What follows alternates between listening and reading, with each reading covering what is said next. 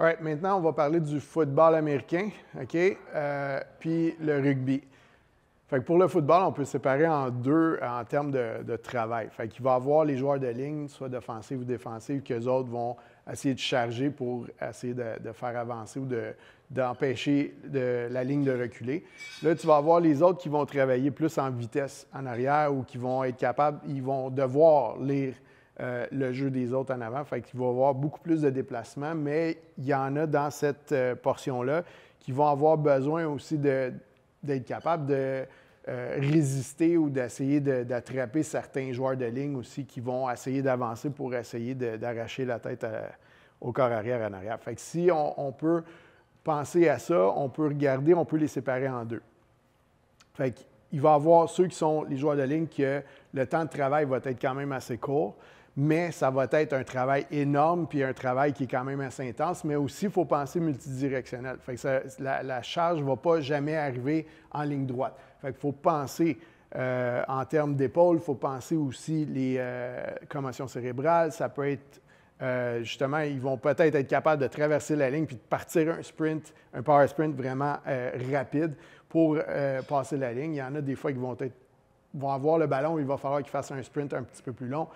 Fait qu'il faut quand même prévoir ça. Mais si on regarde en général qu'est-ce qui se passe, on va voir un travail plus court en avant, un petit peu plus long en arrière, puis souvent, il va y avoir comme un mix des deux vers l'arrière, à part celui qui essaie de lancer puis de faire les passes. Fait qu'on peut voir en termes de force, extrêmement important pour les joueurs de ligne. Puis après ça, on va avoir des entraînements un petit peu plus, je dirais, général ou un peu plus de travail.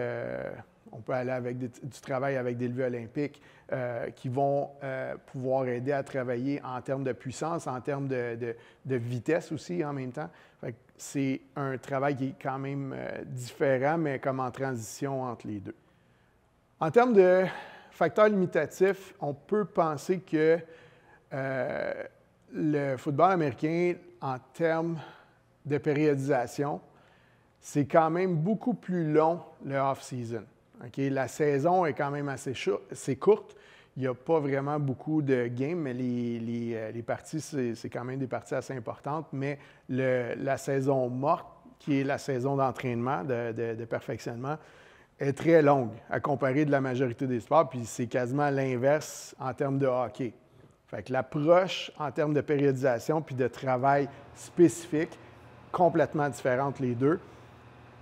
Mais on a plus de jeu avec l'entraînement qui est de hors-saison pour les joueurs de football. Fait qu'on a beaucoup plus de temps pour travailler sur les blessures, sur la perfection, le perfectionnement au niveau de la force en termes de vitesse. Fait qu'il y a beaucoup de choses qu'on peut analyser, puis on a beaucoup plus de temps pour travailler sur certains éléments, soit même de la condition physique, ça peut être perte de poids, prendre de la masse musculaire. C'est un gros avantage en termes de football.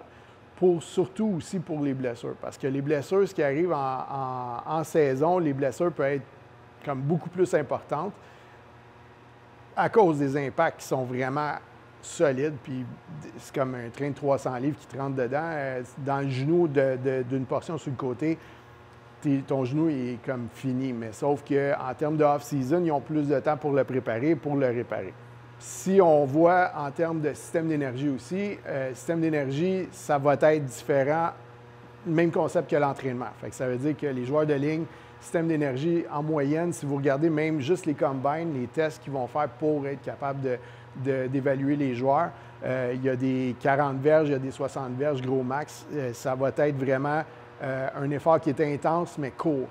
Les joueurs arrière, c'est le même principe aussi parce que le temps de travail va être très court quand même, mais ça va arriver à l'occasion qu'il va y avoir beaucoup plus de distance à parcourir en termes de course, mais c'est comme plus rare. Fait qu'ils ne vont pas perdre une moitié de off-season à travailler en termes d'aérobie. Puis non, c'est vraiment toujours le même concept de travailler en anaérobie à lactique. En général, c'est ce qu'ils vont faire. L'aérobie, ils vont peut-être la faire travailler pour aider la récupération, puis justement comme en termes de récupération, d'oxygénation, puis vraiment d'améliorer en termes de conditions aérobiques pour supporter le principe anaérobique en même temps.